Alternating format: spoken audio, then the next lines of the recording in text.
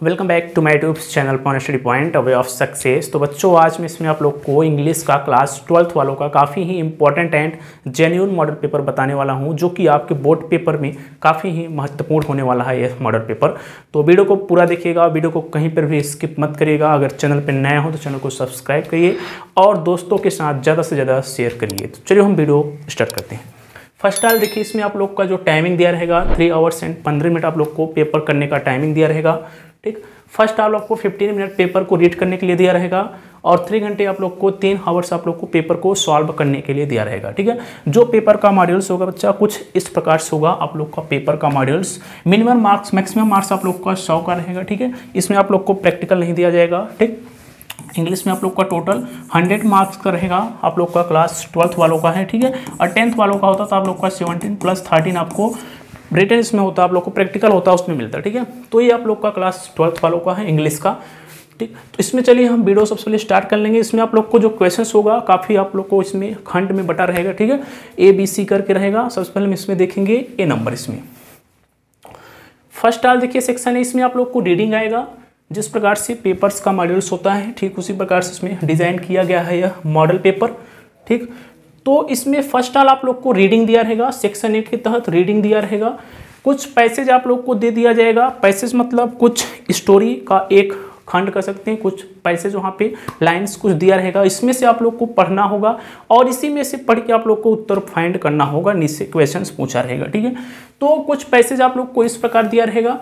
ठीक, और इस सारे पैसेज को आप लोग को पढ़ के नीचे उत्तर देना है। हालांकि मैं इसमें मॉडल पेपर्स में उत्तर भी आप लोग को दूंगा। क्वेश्चंस जो पूछा रहेगा उसका उत्तर भी मिलेगा। ठीक है, देखिए तो फर्स्ट ऑल इसमें देखिए कुछ क्वेश्चन से हम बनाए गए। जैसे यहाँ क्वेश्चन नीचे दिया गया है। ठीक है, यहाँ पे दिया है नीचे, जैसे हो गया when is the real man discovered. ठीक, ये आप लोग को कुछ क्वेश्चन पूछा जाएगा। ठीक है, तो आप लोग को उत्तर देना है। जैसे मान लीजिए हमारा क्वेश्चन फर्स्ट ये है, तो उत्तर आप लोग को कुछ इस प्रकार से देना होगा। The real man is discovered only under adverse circumstances. ठीक, तो उत्तर आप लोग को नीचे जो है कॉपी पे वहाँ पे रिटन करना होगा। एंड सेकेंड भी उत्तर पूछेगा what kind of a man proves his worth even in adversity. ठीक है, तो यहाँ पे उत्तर लिखना होगा a man of characters novels intentions strongs physique and selfless service proves. ठीक है, हिज वर्थ इन एडवर्सिटी। कुछ इस प्रकार से आप लोग को वहाँ पे आंसर देना होगा। एंड नेक्स्ट क्वेश्चन जैसे सी पूछेगा who can conquers his missions. ठीक, तो इसमें आंसर देना होगा a man with a strong will and determination to achieve a novel and worthy objective can conquer his missions. ठीक है, ये आप लोग का आंसर रहेगा। अब जैसे यहाँ पे नेक्स्ट पूछा गया है D नंबर पे आप कहा है explain in your own words the underline portion in the passage. उसमें पैसेज में कुछ देखिए यहाँ पे अंडरलाइन किया गया है। ठीक है, देखिए ये यहाँ पे अंडरलाइन किया गया है। ठीक, इस प्रकार से इसका मतलब पूछा है जैसे the inner man wake up and we come to now our real strength and weakness. इसका आप लोग का एक्सप्लेन करना होगा। एक्सप्लेनेशन आप लोग को यहाँ पे करना होगा इसका। ठीक है, अब क्वेश्चन बना के पूछ लिया है तो एक्सप्लेनेशन क्या करना होगा a man with a strongs. ठीक, a man with a strongs will and determination to achieve a novel एंड ये वाला explain in your own words the underline portion in the passage. ये आप लोग को 3 नंबर का पूछा जाएगा। ठीक है, 3 नंबर पर रहेगा। ये आंसर लिखना होगा the underline part means that during good times. यानी कि बता रहा है जो अंडरलाइन किया गया है उसका मतलब है that during good times people are often careless and unaware of their true abilities. It is only when facing difficulties that they realise their inner strength and weakness. ठीक है, तो ये अंडरलाइन किया हुए का जो है आंसर रहेगा। अब E नंबर जैसे पूछेगा find words from the passage which mean the following. इसका जो पैसेज का क्या यहाँ पे अर्थ निकलेगा ये आप लोग को बताना होगा। जैसे यहाँ देखिए विच word in the passage in the opposite of selfish. यानी कि पैसेज में से ही पूछा है, एक वर्ड यहाँ पे निकाल के पूछा है सेल्फिश। इसका क्या होगा अपोजिट क्या होगा। सेल्फिश मतलब होता है हमारा स्वार्थी। सेल्फिश में होता है बच्चों स्वार्थी, लेकिन इसका अपोजिट क्या होगा सेल्फलेस, यानी कि स्वार्थहीन। क्या हो जाएगा स्वार्थहीन। तो आंसर में आप लोग को सेल्फलेस राइट करना होगा। अब नेक्स्ट इसी पैसेज में से पूछा है। देखिए जितने भी आप लोग को इसमें से पूछेगा पैसेज में से उठा के क्वेश्चन पूछेगा, आप लोग को उसी में से आंसर देना होगा। नेक्स्ट है जैसे second, which word in the passage means misery. इसका क्या सब मतलब, पैसेज का मतलब क्या है मिजरी का, ठीक है। तो इसका हो जाएगा एडवर्सिटी, यानी कि इसका होता है कष्ट, मिजरी का होता है आपदा या एडवर्सिटी, वही इसका अर्थ होगा कष्ट, ठीक है। सेम वही होगा, इसको मान लीजिए सिनोनिम सेम्स। और नेक्स्ट जैसे थर्ड पूछेगा, what does the word obstacles mean in the passage, यानी कि पैसेज में से ये शब्द लिया गया है, किस में से लिया गया है, पैसेज में से। ऑब्स्टिकल का मतलब क्या होगा, तो इसका मतलब होता है, ऑब्स्टिकल का मतलब होता है बाधा, ठीक है, बाधा, सॉरी, इसका मतलब होता है बाधा, कोई विपत्ति बाधा, या इसी का हिंड्रेंस, हिंड्रेंस मीन्स होता है बाधा या विपत्ति, कोई कष्ट, ठीक है। तो सेम यही आप लोग का अर्थ होगा। तो ये हमारा रहा सेक्शन ए में। सेक्शन ए में क्या रहेगा, आप लोग को पैसेज दिया रहेगा, पैसेज में से ही सारे क्वेश्चंस बनाएगा और उसी क्वेश्चंस में से आप लोग को आंसर्स को देना होगा। अब नेक्स्ट सेक्शन बी में आप लोग का राइटिंग पोर्शन आएगा, ठीक है। इसमें आप लोग को राइटिंग आएगा, फर्स्ट आल इसमें क्वेश्चन पूछेगा। सेक्शन बी में राइटिंग में से फर्स्ट आल पूछा जाएगा क्वेश्चन, राइट एंड आर्टिकल्स या एसे जिसको बोलते हैं, on any one of the following topics in about 100-115 words, यानी कि 2 आर्टिकल्स दिया रहेगा, आप लोग को 100 या 150 शब्दों में इसका लिखना होगा, ठीक है। देखिए जैसे मान लीजिए ये 10 नंबर में पूछा जाएगा, ये 10 नंबर का आर्टिकल्स रहेगा, ठीक है स्टूडेंट्स, ये 10 नंबर का आर्टिकल्स रहेगा। जैसे हो गया फर्स्ट आल इसमें इंपॉर्टेंस ऑफ डेमोक्रेटिक वैल्यू, ठीक है, इंपॉर्टेंस ऑफ डेमोक्रेटिक वैल्यू की महत्वता क्या है, तो इसके बारे में लिखिए। या डॉरी प्रथा, इसके बारे में लिखिए, डॉरी सिस्टम्स, डॉरी प्रथा जिसको दहेज प्रथा बोलते हैं, इसके बारे में लिखिए, ठीक है। आवर विजन्स इन लाइफ, या इसके बारे में लिखिए। तो 3 में से आप लोग को एक लिखना होगा, ये आप लोग को 10 नंबर दिया रहेगा, ठीक है। तो चलिए हम बात कर लेंगे डाउरी सिस्टम पे, इस पे थोड़ा फोकस करते हैं। देखिए जैसे मान लीजिए आप लोग लिखेंगे डाउरी सिस्टम पे, तो क्या क्या इसमें लिखेंगे, क्या क्या बातें लिखेंगे। जैसे इसमें देखिए फर्स्ट हाल, जैसे इसमें करा है, देखिए डाउरी सिस्टम पे जैसे आप लोग को लिखना है तो कैसे क्या लिखेंगे। देखिए the dowry system is a problem where during weddings the bride's families gives money to gifts to the groom's family. देखिए इसमें क्या कह रहा है, जो दहेज प्रथा होती है क्या होता है, प्रॉब्लम्स ये क्रिएट होती है प्रत्येक स्थान पे, जैसे वेडिंग शादी वगैरह में अधिकतर प्रॉब्लम्स होती है, इसी में होती है, ठीक है। ड्यूरिंग वेडिंग्स, शादी के दौरान, द ब्राइड्स फैमिली, यानी ब्राइड्स फैमिली मतलब जो दुल्हन के परिवार होते हैं, gifts money to the groom's family, यानी कि दूल्हा के परिवार को क्या देते हैं, कुछ पैसे देते हैं, कुछ गिफ्ट्स देते हैं, यही हमारा डाउरी सिस्टम्स है, ठीक है। पैसे लेते हैं, क्या है डाउरी सिस्टम्स, दहेज प्रथा जिसको बोलते हैं। This custom although frowned upon still happiness in some places। देखिए ये कुछ स्थानों पे क्या होता है, कुछ स्थानों पे या प्रत्येक स्थान पे हो रहा है डाउरी सिस्टम से, तो इससे क्या होती है, कुछ लोगों को खुशी होती है, कुछ पैसा मिलता है, ठीक है, और प्रत्येक स्थान पे हो रहा है, बाकी और स्थानों पे क्या है ये नहीं है, ठीक है। It can create financial issue for the bride's family, और करा है इट कैन क्रिएट्स, ये क्या क्रिएट करता है, क्या समस्या उत्पन्न करता है, फाइनेंशियल इशूज उत्पन्न करता है, किसके, ब्राइड्स फैमिली, यानी कि जो दुल्हन के परिवार वाले हैं उसके लिए फाइनेंशियल इशू उत्पन्न होता है, ये मतलब पैसों की क्या होती है, प्रॉब्लम्स होती है अगर ये लेते हैं तो। And even lead to harm from the bride, और ये कहाँ तक काफ़ी जो है खतरनाक घातक भी होता है। घातक कैसे होता है, मान लीजिए पैसों क्या होते हैं, पैसे देते हैं हम लोग, पैसे की वजह से क्या होता है, कुछ ना कुछ प्रॉब्लम्स, फाइनेंशियल प्रॉब्लम्स क्रिएट होती हैं इनके प्रति। Laws against this practice exist but it continuous due to cultural beliefs. देखिए इसमें करा है लॉस, जो कानून है, लॉ है जो, ये इसके विरुद्ध है, लेकिन जो कल्चरल जो शुरुआती सामाजिक चला रहा है कानून भी जो है इसका जो है सही से कुछ उपाय नहीं कर पा रहा है। The dowry system reinforce the idea that man are more important than women. देखिए अब इससे क्या सिद्ध होता है, करा है the dowry systems reinforce the idea that man are more important than women. देखिए डाउरी सिस्टम से ये भी सिद्ध हो रहा है कि जो मैन है, जो आदमी है, क्या वुमेन्स यानी कि औरतों से क्या है, वह ज़्यादा है, या ज़्यादा मतलब कि ज़्यादा ताकतवर है, इससे ये भी सिद्ध होता है डाउरी सिस्टम से, दहेज प्रथा से, ठीक है। To topic this we need not only laws but also a change in how society thinks. देखिए ये जो टॉपिक टू स्टॉप दिस, इसको रोकने के लिए we need not only law, यह केवल कानून नहीं कर सकता बट ऑल्सो अ चेंज, लेकिन हम लोगों का जो सोसाइटी है, समाज है, उसकी सोच को भी बदलना चाहिए। केवल कानून के जो है सहारे ये ठीक नहीं हो सकता, हम लोगों की सोच को भी परिवर्तन करेंगे तभी डाउरी सिस्टम जो है चेंज होगा, बदलाव होगा।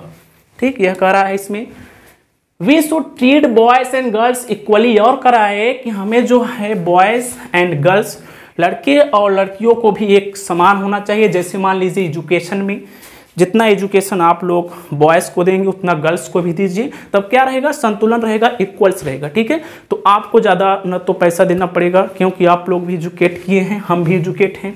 ठीक, and challenge old fashion idea so that, इससे क्या होगा कि आप everyone can have a fair and equal futures. अगर आप लोग एजुकेट किए रहेंगे, गर्ल्स भी बॉयज़ भी एजुकेट रहेंगे तो इक्वल रहेगा, यानी कि समानता रहेगी। ठीक है, तो इससे आप लोग का फ्यूचर जो है अच्छा व्यतीत होगा।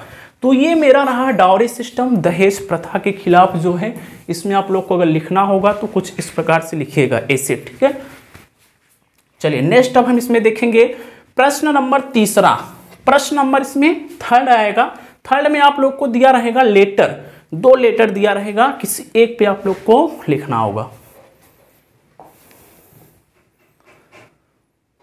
देखिए इसमें आप लोग को लेटर दिया रहेगा, 2 में से आप लोग को किसी एक पे लिखना होगा। ठीक है, जैसे मान लीजिए write a letter to the editor of a national daily showing your con over high rise in water tax. ठीक है, या इस पर लिखिए 10 नंबर का आएगा, या आर करके write a letter to the principal of your college for free studentship to enable you to study future, या तो आप लोग जो है नीचे वाला लिखिए। ठीक है, तो चलिए मैं इस पे आप लोग को एक यहाँ पे लिख के बता रहा हूँ। नीचे वाले पे देखिए आप लोग को जो है कॉलेज के प्रिंसिपल से लिए आप लोग रिक्वेस्ट कर रहे हैं अपनी जो है छात्रवृत्ति के लिए, इस पे मैं आप लोग को बताऊंगा। ठीक है, चलिए देखिए जैसे आप लोग को लिखना होगा ऐसे, तो कुछ इस प्रकार से लिखिएगा। फर्स्ट ऑल डियर करना होगा। ठीक है, डियर करिएगा फर्स्ट ऑल डियर, तो डियर प्रिंसिपल्स, डियर प्रिंसिपल को लिख रहे हैं तो प्रिंसिपल करिएगा। ठीक है, डियर प्रिंसिपल्स GGIC यूपी, जो भी आप लोग का कॉलेज का नाम होगा वहां पर स्थान लिखिए, जो भी नाम होगा वो डालिएगा। ठीक है, उसके बाद सब्जेक्ट यहाँ पे डालिएगा, ये इंपॉर्टेंट रहेगा आपके क्या विषय है, विषय के बारे में लिखना काफ़ी ज़्यादा इंपॉर्टेंट रहेगा, कौन से विषय पे आप लोग लिख रहे हैं। ठीक है, तो जैसे मैं लिख रहा हूँ request for the free studentship, मैं रिक्वेस्ट मांग रहा हूँ अपने कॉलेज के जो प्रिंसिपल हैं उनसे रिक्वेस्ट कर रहा हूँ स्कॉलरशिप यानी छात्रवृत्ति के उद्देश्य पे मैं रिक्वेस्ट कर रहा हूँ उनसे। तो कुछ इस प्रकार से फर्स्ट लाइन स्टार्ट होगा। देखिए जैसे I hope this letter finds you well, कह रहे हैं मैं आशा करता हूँ यह लेटर आपके पास जो है सही सलामत पहुँचेगा। ठीक है, I am facing financial constraints that jeopardize my ability to continue my studies. करें कि आई एम फेसिंग फाइनेंशियल, मुझे जो है कुछ फाइनेंशियल वित्तीय जो है प्रॉब्लम है, आर्थिक प्रॉब्लम है। ठीक है, इसीलिए मैं जो है आगे की पढ़ाई करने में असमर्थ हूँ। आई काइंडली रिक्वेस्ट योर, कर रहे हैं मैं आपसे जो है विनम्र करता हूँ, विनती करता हूँ, consideration for a free studentship given my commitment to academics, ठीक है, to academics and active involvement in college activities. कर रहे हैं कि मैं आपसे रिक्वेस्ट कर रहा हूं कि कंसिडरेशन फॉर फ्री स्टूडेंटशिप, कि मेरा जो है छात्रवृत्ति जो है मुझे दिया जाए। ठीक है, given my commitment to academic, ताकि जो इससे मेरी फाइनेंशियल इश्यूज हैं वो क्या हो जाए, ठीक हो जाए और मैं अपनी आगे की पढ़ाई को क्लियर कर पाऊँ। ये आप लोग को कुछ इस प्रकार से लिखना होगा। तब नीचे से आप लोग को डालना होगा पैराग्राफ थोड़ा चेंज करके। ठीक है, नीचे से डालिएगा I sure you of my continued dedication and contribution to the college community, your support will make a significant impact on my educations. और ये कर रहे हैं कि अगर आप मुझे जो है देते हैं तो मेरे एजुकेशन सिस्टम पे बहुत बड़ा प्रभाव पड़ेगा और मेरी आगे की जो पढ़ाई है वह पूरा हो पाएगी। ठीक, तो यहाँ से नीचे से लिखिएगा thank you for your time and consideration. करें धन्यवाद, आप समय देने के लिए आपका धन्यवाद और जो है आप जो है मुझे आशा है कि आप मेरा जो है छात्रवृत्ति का पूरा फॉर्म करेंगे। ठीक, तो यहाँ पर लिखिएगा सिंसियरली, सिंसियरली डालने के बाद यहाँ पर अपना नाम डालिएगा। ठीक है, देखिए तो ये रहा हमारा एक लेटर जो कि छात्रवृत्ति स्टूडेंटशिप के बारे में रहा ये। तो आप लोग को कुछ इस प्रकार से लिखना होगा पेपर में। देखिए अब नेक्स्ट हमारा सी, सेक्शन सी में आप लोग का ग्रामर पोर्शन इस प्रकार से कुछ स्टार्ट होगा। सेक्शन सी में बताया था ABC करके आप लोग का बटा रहेगा, पेपर खंड में रहेगा। ठीक है, सेक्शन सी में क्या रहेगा स्टूडेंट, सेक्शन सी में आप लोग का ग्रामर पोर्शन रहेगा। ठीक है, तो ग्रामर पोर्शन देखिए अभी स्टार्ट करते हैं। देखिए ये ग्रामर पोर्शन फर्स्ट ऑल आप लोग को, ये आप लोग को 10 नंबर का फोर्थ क्वेश्चन में दिया रहेगा। फोर्थ क्वेश्चन में 10 नंबर का आएगा। जैसे इसमें पूछेगा the country ruled by a king, इसमें देखिए पूछ रहा है जो कंट्री है, जो देश है, रूल्ड बाय ए किंग, जब जो है राजा चलाता है तो उसको क्या कहते हैं। जैसे बोले जब राजा देश को संभालता है, देश को चलाता है, राज करता है तो क्या बोलते हैं, डेमोक्रेसी बोलेंगे, लोकतंत्र बोलेंगे, या मोनार्ची बोलेंगे। ठीक है, या मैट्रोआर्ची बोलेंगे, या ओलिगार्ची बोलेंगे। तो क्या बोलेंगे, डेमोक्रेसी तो बोल नहीं सकते क्योंकि लोकतंत्र होता है, लोगों का शासन होगा तो लोकतंत्र होगा। ठीक है, देखिए मोनार्ची मतलब होता है कि ये राजतंत्र होता है। क्या होता है, राजतंत्र, यानी कि राजा जो है साम्राज्य को चला रहा है, राजा जो है वहां पे शासन कर रहा है तो उसको बोलते हैं राजतंत्र। तो the country ruled by a king, तो यहाँ पे हमारा बी नंबर हो जाएगा, राजतंत्र। ठीक है, नेक्स्ट इसमें पूछेगा जैसे बी नंबर में the phrase at a stretch means, यानी कि एक फ्रेज दिया रहेगा, फ्रेजल वर्ड्स दिया रहेगा।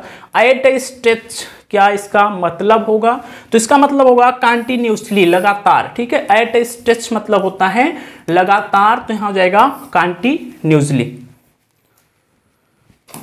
नेक्स्ट इसमें जैसे पूछेगा द सिनोनिम्स ऑफ लेवडेबल इज, लेवडेबल का जो है सिनोनिम्स क्या होगा, लेवडेबल का सिनोनिम्स इसमें पूछा है क्या होगा, तो इसमें होगा डिसेबल। ठीक है, third number is right answer disable, C का third is right answer disable.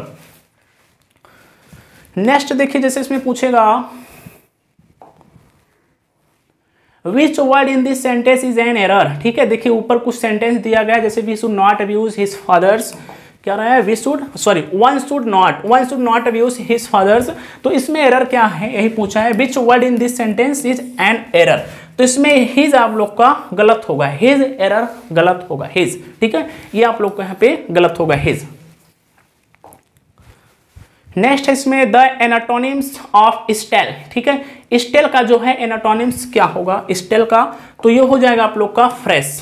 ठीक है, स्टेल का जो है, स्टेल्स मीन्स क्या होता है, बासी होता है, फ्रेश मीन्स क्या होता है, ताजा होता है। एनाटोनिम्स यानी कि उल्टा होता है। ठीक है, एनाटोनिम्स उल्टा।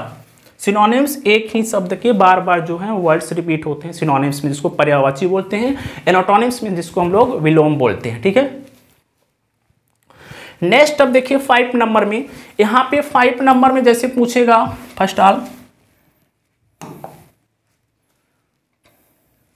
देखिए 5 नंबर में आप लोग को पूछेगा यहाँ पे कुछ डायरेक्ट्स। ठीक है, डायरेक्ट्स एंड इनडायरेक्ट्स आप लोग पढ़े होंगे। तो 5 नंबर में डायरेक्ट्स पूछेगा जैसे चेंज एनी वन, इसमें से एक करना होगा, of the following in indirect speech में एक करना होगा, आप लोग को बदलना होगा, ये 2 नंबर का आता है। जैसे मान लीजिए सबसे पहले आप लोग को सेंटेंस पढ़ना होगा जैसे you said to him are you a fool. ठीक है, तो इसमें आप लोग को सबसे पहले फाइंड करना होगा हमारा कौन सा सेंटेंस है। ठीक है, तो कौन सा सेंटेंस है, इंट्रोगेटिव सेंटेंस है। कौन सा है, इंट्रोगेटिव सेंटेंस है। अब देखिए इंट्रोगेटिव सेंटेंस में जो सेड टू होता है, ठीक है, ये आप लोग का टोल्ड में बदल जाएगा।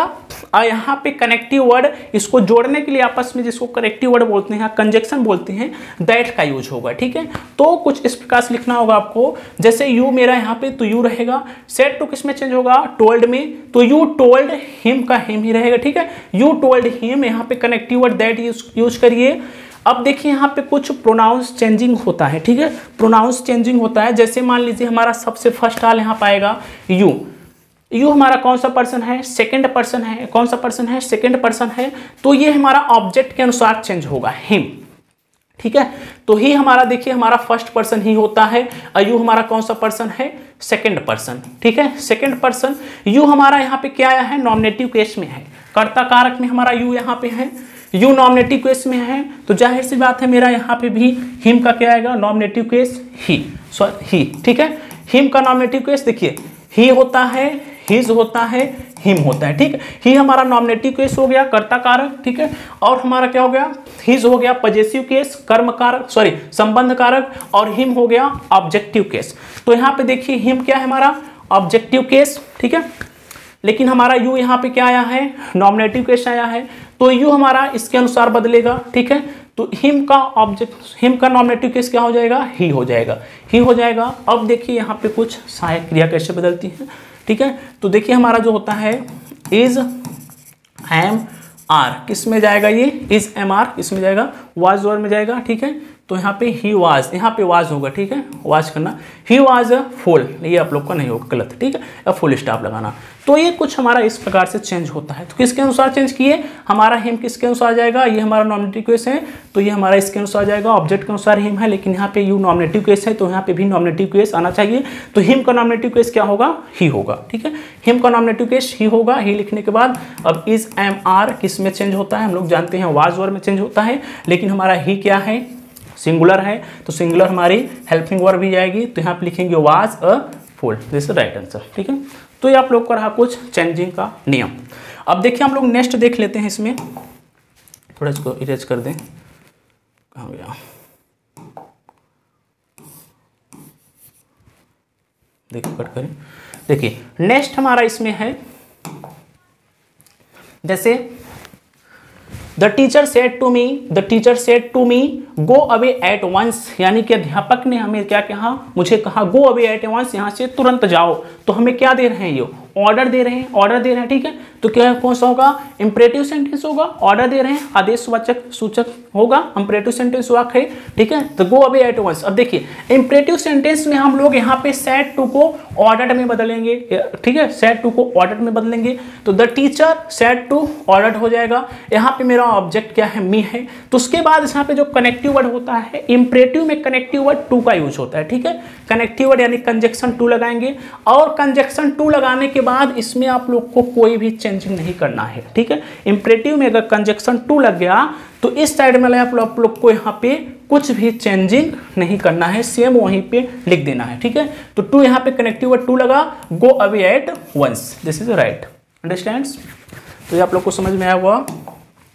नेक्स्ट देखिए section B number, section B में आप लोग का पूछा जाएगा change any one of the following as directed, यानी कि इसको एक आप लोग को डायरेक्टेड में चेंज करना होगा। जैसे कि फर्स्ट इसमें है Sheela must work hard to succeed, एक कंपाउंड सेंटेंस है, तो इसमें आप लोग इस प्रकार से लिख सकते हैं डायरेक्ट में, जैसे Sheela must work hard if she wants to succeed, ठीक है। नेक्स्ट इसमें जैसे वी ईट टू लिव, तो कॉम्प्लेक्स सेंटेंस है, जिसमें we eat so that we can live, हम लोग खाना तक खाते हैं ताकि हम लोग जीवित रह सकते हैं, ये हमारा डायरेक्टेड हो जाएगा, ठीक है। सेक्शन सी देखिए, सेक्शन सी में पूछा जाएगा change any one of the following as directed, यानी कि इसमें भी डायरेक्ट में चेंज करना होगा, पैसिव वॉइस में दिया रहेगा, ठीक है। तो पैसिव वॉइस में दिया रहेगा, जैसे switch off the fan passive voice में दिया रहेगा, इसको बदलना होगा, तो let the fan be switch off, ये हो जाएगा, ठीक है। देखिए अब नेक्स्ट जैसे यहाँ पे every rose has a thorn, negative sentence में है, ठीक है। तो there is no rose without a thorn, ये इसमें चेंज हो जाएगा। अब डी नंबर इसमें आ जाएगा correct any one of the following sentence, कोई एक आप लोग को करेक्ट करना होगा। यहाँ पे मिस्टेक दिया, जैसे 5 शिप्स आर ग्रेजिंग्स, यानी 5 जो है शिप्स भेड़े चल रही हैं, तो 5 ये यहाँ पे नहीं होगा, ठीक है। तो यहाँ देखिए 5 भी लिखा है और यहाँ पे नाउन शिप्स भी यस नहीं होगा, ठीक है। तो 5 ships are grazing, yes cut जाएगा, ये आप लोग को सही हो जाएगा। नेक्स्ट जैसे हिज स्पेक्टिकल्स इज न्यू, ठीक है, तो क्या हो जाएगा हिज स्पेक्टिकल्स आर न्यू, क्योंकि यहाँ स्पेक्टिकल्स जो होता है क्या है हमारा, ये हिज प्लूरल है, तो यहाँ पे वर्ब भी क्या आ जाएगा हमारा, प्लूरल आ जाएगा, आर हो जाएगा, दिस इज राइट सर।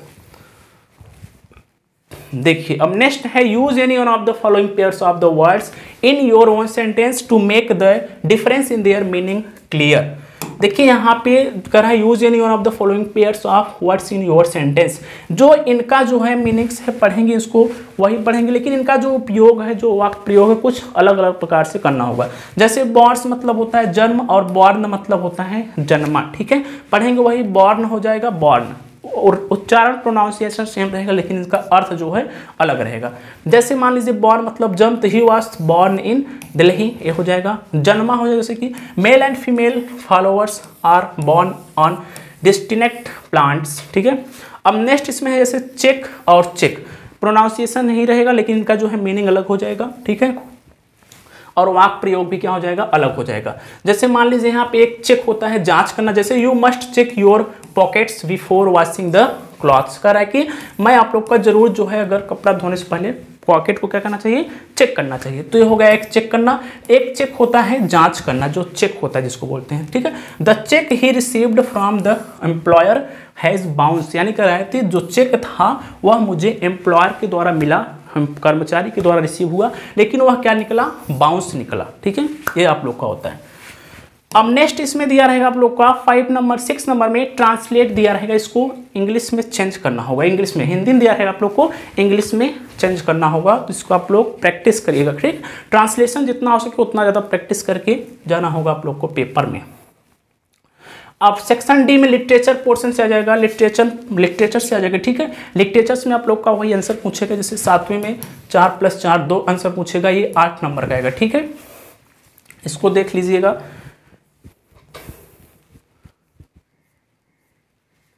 ठीक है। अब नेक्स्ट जैसे 10वें नंबर में सेंट्रल आइडिया आएगा। सेंट्रल आइडिया 10वें में आ जाए, जैसे कि right the central idea of any one of the following poems. एक जो है सेंट्रल आइडिया आप लोग को यहाँ पे लिखना होगा, जैसे अ थिंक ऑफ ब्यूटी का या कीपिंग क्वाइट, माय मदर है 66, इसका जो है पूरा सारांश कर सकते हैं आप लोग को लिखना होगा। तो एक याद करके जाइए, तीनों में से सबसे इंपॉर्टेंट जो आता है माय मदर एट 66, ये आप इसको ध्यान दीजिए, ठीक है, देख लीजिए। अब नेक्स्ट इसमें क्वेश्चंस वही पूछा है, लिटरेचर से आया है, इसको आप लोग को पढ़ के जाना होगा, लिटरेचर वाले जितने क्वेश्चंस हैं। तो ये रहा मेरा इंग्लिश का मॉडल पेपर्स, काफ़ी ही जेन्युइन मॉडल पेपर्स है। और यह मॉडल पेपर जो है आप लोग दोस्तों के साथ ज़्यादा से ज़्यादा शेयर किए, ताकि उनको भी सपोर्ट मिल सके और यह पढ़ के जा सके और अच्छा स्कोर कर सके। तो मिलते हैं नेक्स्ट वीडियो में, तब तक के लिए जय हिंद।